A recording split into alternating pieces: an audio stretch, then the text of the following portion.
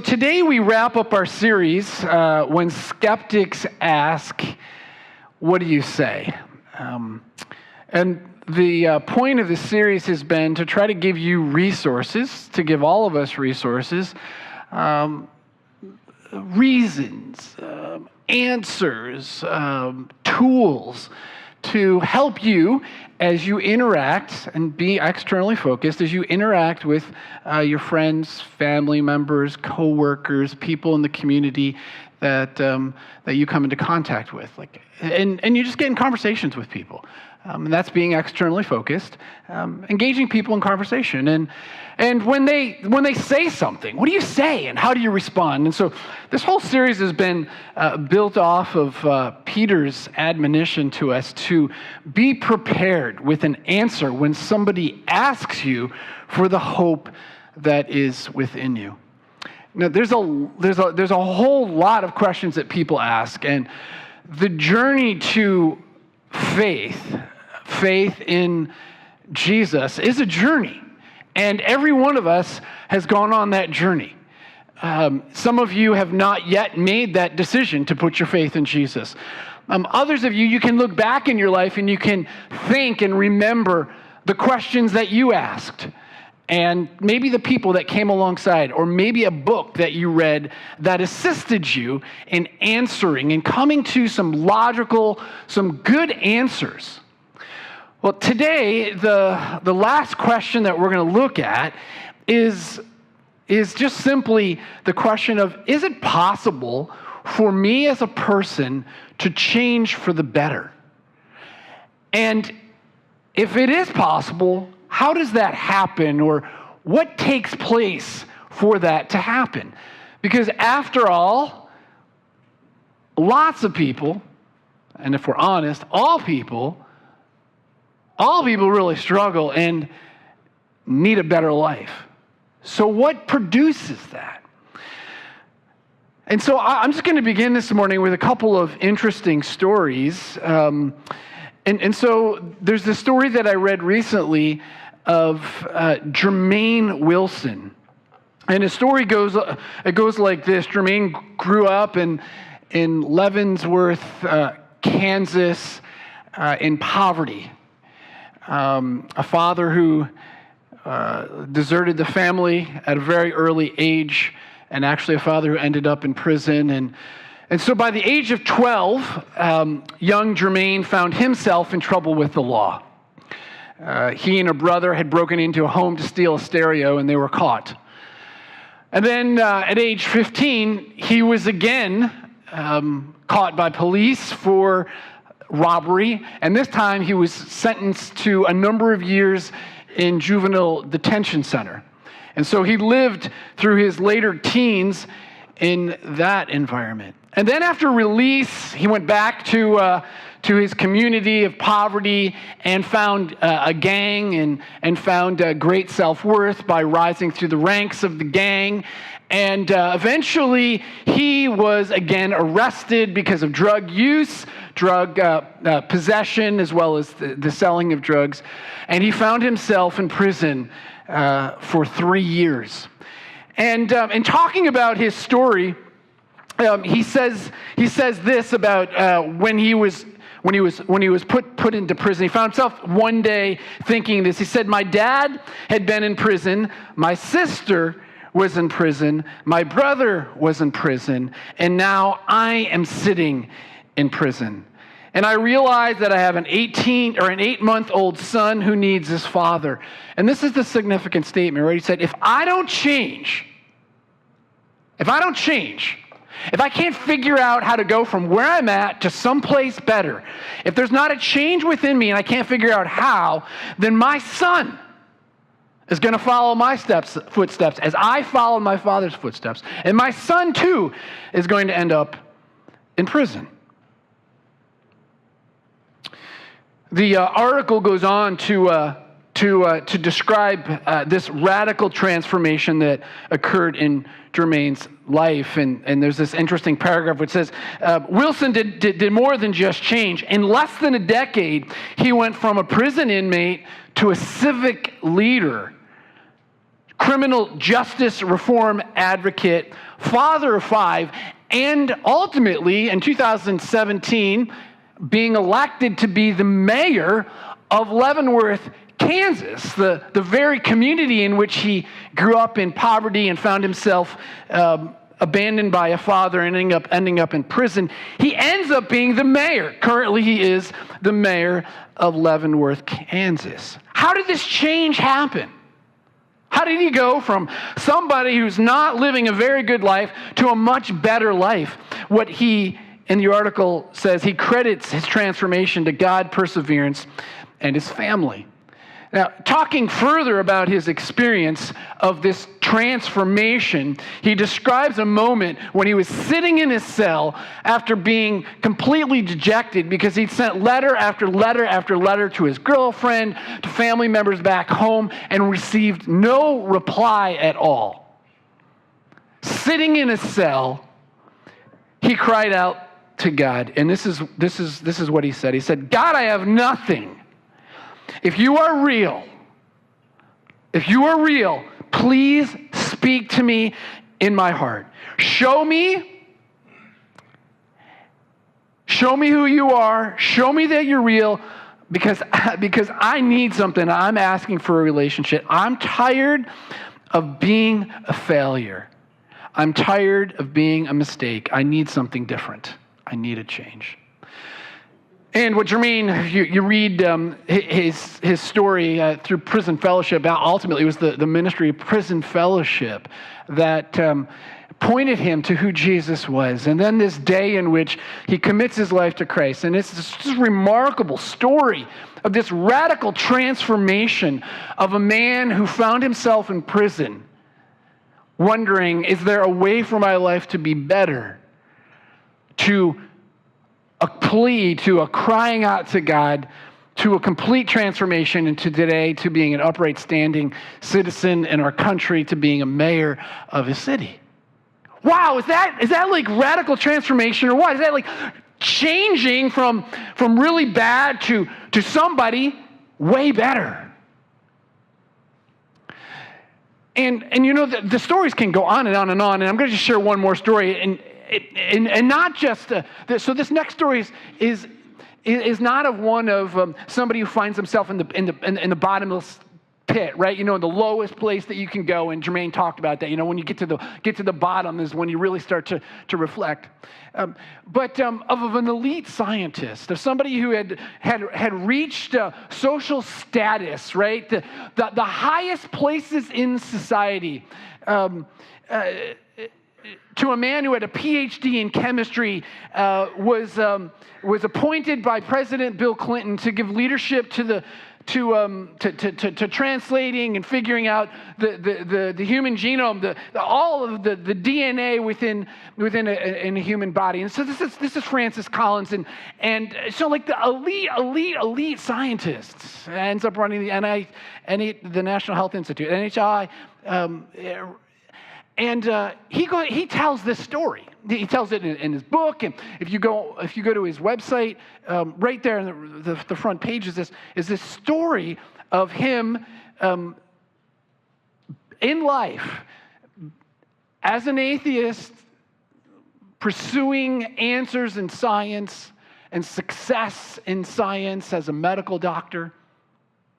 But having a patient, an elderly lady who had a heart condition, and having the inability as a medical physician to assist this woman, and watching this woman sitting by her bedside go through these attacks, and watching her pray through these attacks, and watching this week after week, and then one day after. What she would do, she would pray through these attacks. One day after one of these things happened, she looked at Francis Collins and she said, "What do you think, doctor? Do you believe in God?" And he said that question pierced his heart, and he began to think and he began to reflect. So it was that question of this older woman who began to make him think about some things. And as he began to think, this is what he writes. He said, I began to be increasingly aware of my own inability to do the right thing. Even for a day. He said, I could generate lots of excuses, but when I was really honest with myself, pride, apathy, anger were regularly winning my internal battle. I had never really thought of applying the word sinner to myself before, but now it was painfully obvious that this old-fashioned word, one from which I had previously recoiled because it seemed so coarse and judgmental, fit quite accurately. He begins to realize that internally he needs a change from where he's at. He begins to see his condition and how it affects him in life. And this isn't good, he begins to come to the conclusion. So he's not in prison, right? He's an elite scientist, a really smart guy, highly successful, but he sees something inside that's not right. It's not good.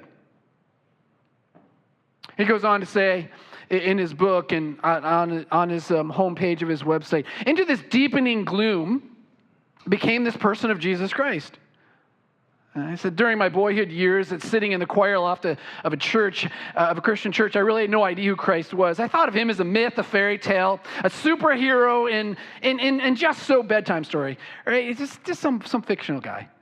But as I read the actual account of his life for the first time in the four Gospels, the eyewitness nature of the narratives and the enormity of Christ's claims and their consequences gradually began to sink in. Here was this man, Jesus, right? Here's this man who not only claimed to know God, but he claimed to be God. No other figure I could find in any other faith made such outrageous claims. He also claimed to be able to forgive sins, which seemed both exciting and utterly shocking. He was humble and loving. He spoke remarkable words of wisdom, and yet he was put to death on the cross by those who feared him. He was a man, so he knew the human condition that I was finding so burdensome, and yet he promised to relieve that burden. Come unto me, all you who are weary and burdened, and I will give you rest.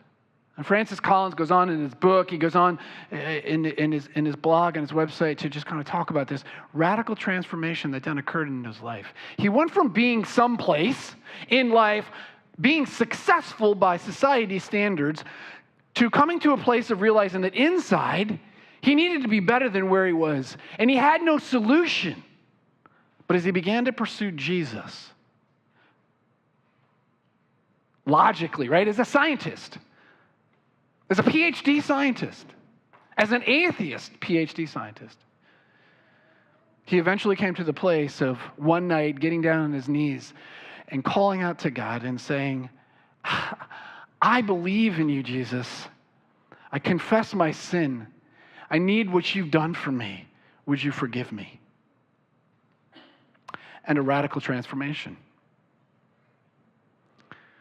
On and on goes stories. I mean, we could tell story after story after story of people. You could probably come up and tell your story of how it is that Jesus changed your life.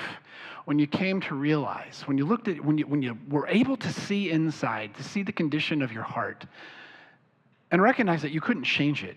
You had no ability to change yourself. And so you cried out, and Jesus changed you when you confessed. You know, this is a common story. It's a common story of people. And it perhaps your story of life change can perhaps be helpful to people who've never heard the story, never really believed in Jesus, but because you share with them, it can help them. This is similar to what we see in the pages of Scripture. And so I start to think about the story of a young man by the name of Saul, historical figure. There's not a scholar I shouldn't say there's not a scholar. There are very, very few scholars. But even skeptic scholars, even atheist skeptic scholars, even atheist skeptic scholars who don't believe that Jesus exists, believe that Saul existed as a real person. So like almost everybody believes there's this guy named Saul. He really lived. There's just so much evidence, there's so much historical evidence for his existence. Acts, which is written by Luke, who's a historian, tells the story of Saul. And we're going to look at Acts 7 and 8 and then spend a little bit more time in Acts 9. And basically, all I'm going to do here is just read his story. So listen to the story of Saul, and it starts with this massive crowd of people. And there's a guy by the name of Stephen who's a follower of Jesus. And the crowd doesn't like what he says. And so they're stoning him to death. They're stoning him because he declares who Jesus is. And the crowd rushes at him. This is picking it up at verse 37 or 27 in Acts chapter 7. So this crowd rushes at him. They drag him out of the city. This is Stephen. They begin to stone him, and meanwhile, the witnesses lay their clothes at the feet of this young man named Saul. And then as you roll into chapter 8, and Saul was there. Saul was there giving approval to his death, the death of Stephen. So it seems as though there's some official capacity that Saul's there. And on that day, a great persecution broke out against the church of Jerusalem, and all except the apostles were scattered throughout Judea and Samaria. But Saul began to destroy the church. Going from house to house, he dragged off men and women and put them in prison. So you see who this guy Saul is, right? You know, he's passionate for God, but he is not passionate for Jesus. He sees Jesus as a distraction, as a false teacher. So meanwhile, Saul was breathing murderous threats against. Before I go here, I just want to pause and just say, like, who is this guy Saul? Let's just talk about this guy Saul for a second. The historicity of Saul. So some of the things that we see about Saul is that, first of all, Saul calls himself a Hebrew or an Israelite, stating that he was born a Jew, circumcised on the 8th day. Can you jump a slide? I think it's probably 2 slides. You got to go. He has a Greek name. His Greek name is Paul. He was born in Tarshish, a city in Southeast Asia Minor. He was born a Roman citizen. He came from a family of Pharisees. He was highly educated in Jerusalem by the most famous rabbi of the time, Gamaliel. So he's a PhD scholar at like an Ivy League school. This is who Saul is. He was once a member of the sect of the Pharisees. He advanced in Judaism beyond his contemporaries. He was incredibly zealous for pursuing God and following all the tradition. He zealously persecuted the Jesus movement. He had some official status as a witness there at the stoning of Stephen. Multiple places in Acts tell his story that we're about to read, as does other places where he talks about it in Galatians and 1 Corinthians.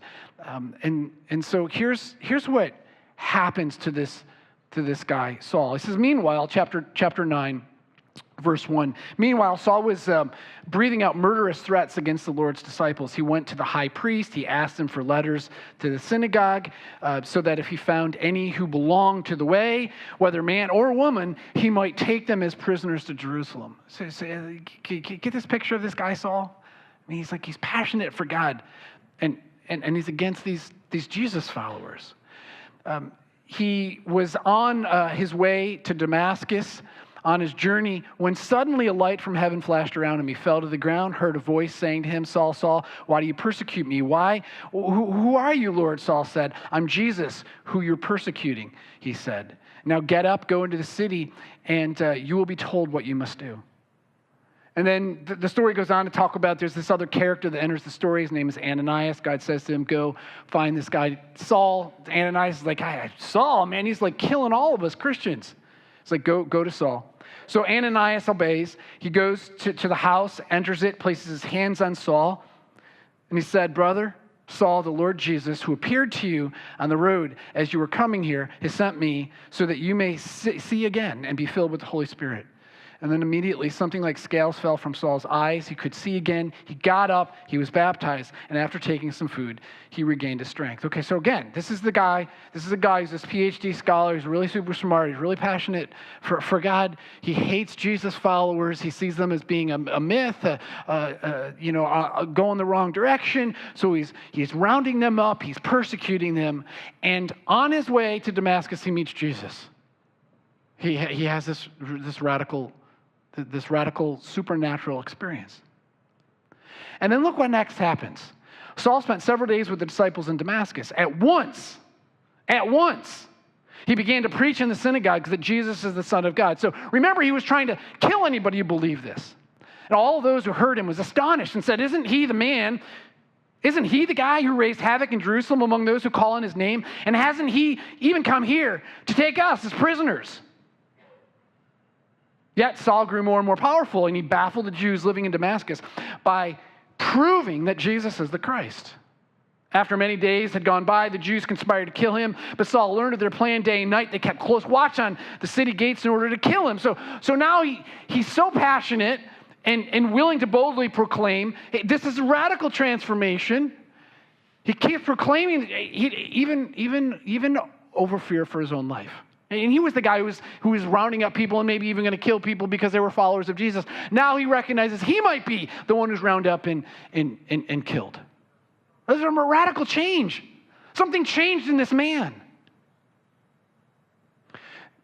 The story goes on, but for sake of time, I'm just going to jump to the very end, down to verse 28. So Saul stays with them. He keeps running away. Saul stays with them. He moves about freely in Jerusalem, speaking boldly in the name of the Lord. He talked and debated with the Grecian Jews. They tried to kill him, but when the brothers learned of this, they took him down to Caesarea. They sent him off to Tarshish. And this becomes like this man Saul's story. Right? The rest of his life he lives out. He goes from being this man who is passionately following God, doesn't know Jesus, doesn't know that Jesus is God in flesh, to becoming this man who is completely transformed and changed.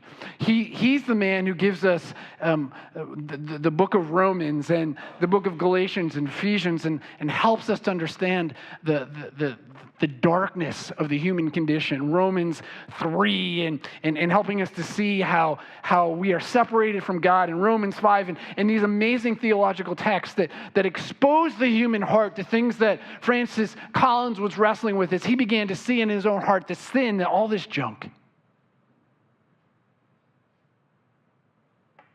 It's transformed. He becomes a better person. Not that his life gets easier, because it certainly doesn't. But he's transformed. He's a different person.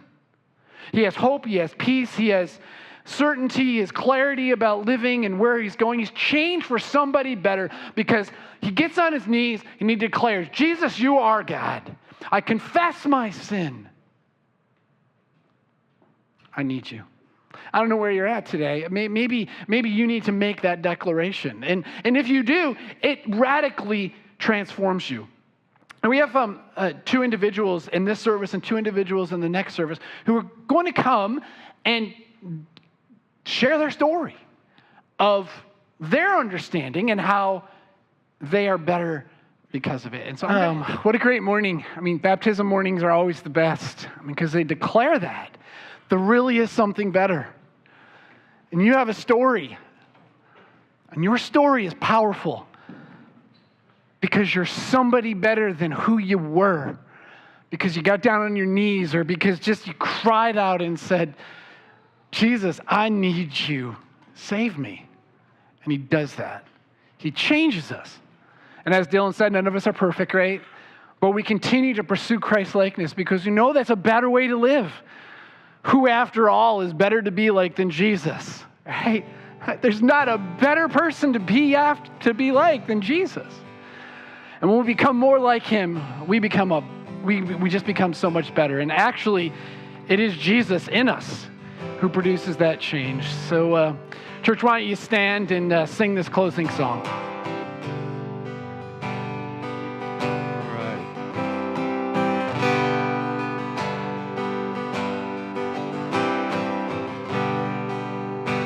Let's sing it together. I've searched the world, but it couldn't fill me. Man's empty praise and treasures that fade are never enough. You came along, put me back together. Every desire is now satisfied here in your love. Oh, there's nothing better than you. There's nothing better than you, Lord. There's nothing. Nothing is better than you.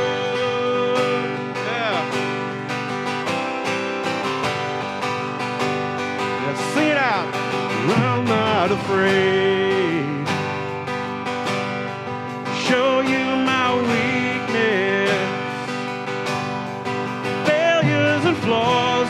Lord, you've seen them all, and you still call me friend. 'Cause the God of the mountain is the God of the valley. Place your mercy and grace won't find me again. Oh, there's nothing better than you. There's nothing better than you, Lord. There's nothing. Nothing is better than you. Oh, there's nothing.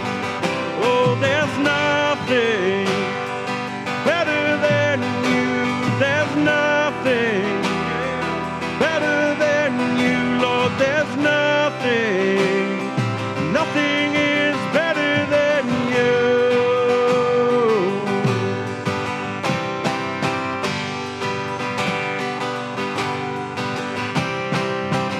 You turn mourning to dancing. You give beauty for ashes. You turn shame into glory.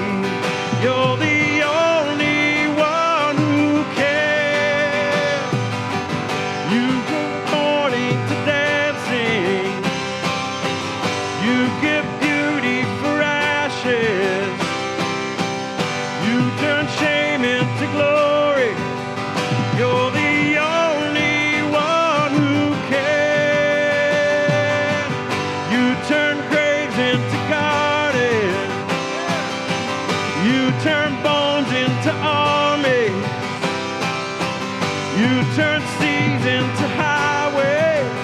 You're the only one who cares. You're the only one who cares. Oh, there's nothing better than you. There's nothing better than you, Lord. There's nothing. Nothing is better than you. Sing it out, church. Oh, there's nothing better than you. There's nothing better than you, Lord. There's nothing. Nothing is better than you. You turn graves into gardens. You turn graves into gardens. You turn bones into armies. You turn seas into highways. You're the only one who cares. You turn graves into gardens. You turn bones into armies.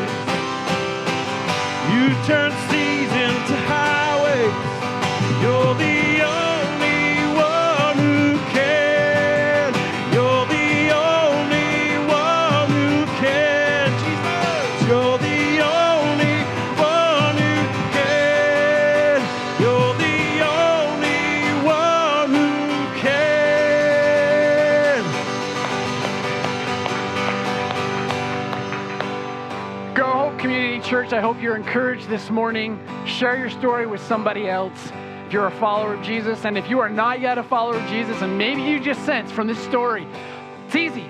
Just call out to him. Confess my sin, Jesus. I need you. Will change your life for the better. Have a great week.